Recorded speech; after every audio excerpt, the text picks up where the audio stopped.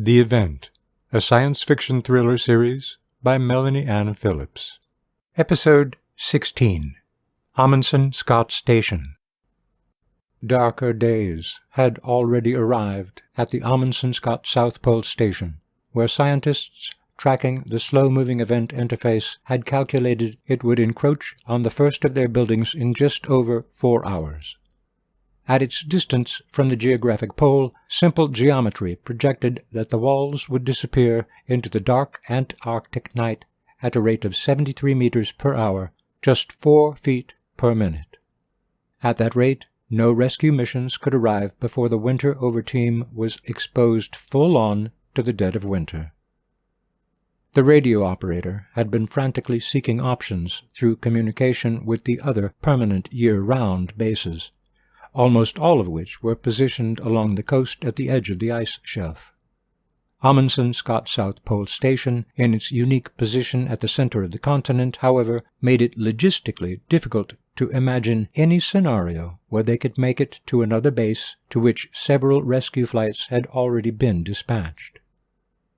Amundsen-Scott did possess its own runway, 3,658 meters in length, but no planes had ever landed there in the middle of winter, and only 2 had previously made the trip on the edges of the season for medical emergencies. One of the primary concerns was that at temperatures of negative 67 degrees Celsius, metal becomes brittle, and planes landing with any force at all can shatter the gear. The nearest winter-rated landing strip was at McMurdo, where Windfly resupply runs had begun just a few years earlier with the C-17, the military's workhorse transport jet, landing on the new renovated Pegasus runway, which featured LED running lights.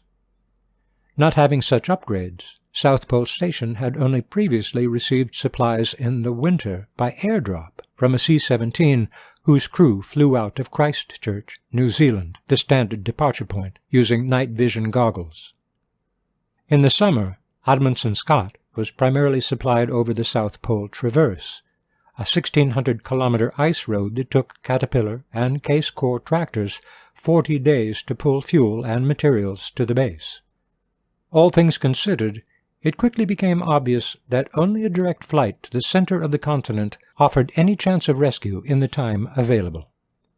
Complicating the matter was the position of the runway parallel to the base, so that as the event swept by the buildings, it also encroached on the landing strip. By the time the rescue craft arrived, there might not be enough remaining length in the safe zone for a C-17 to touch down, load its passengers, and retake the air, adding another level of danger to an already risky proposal.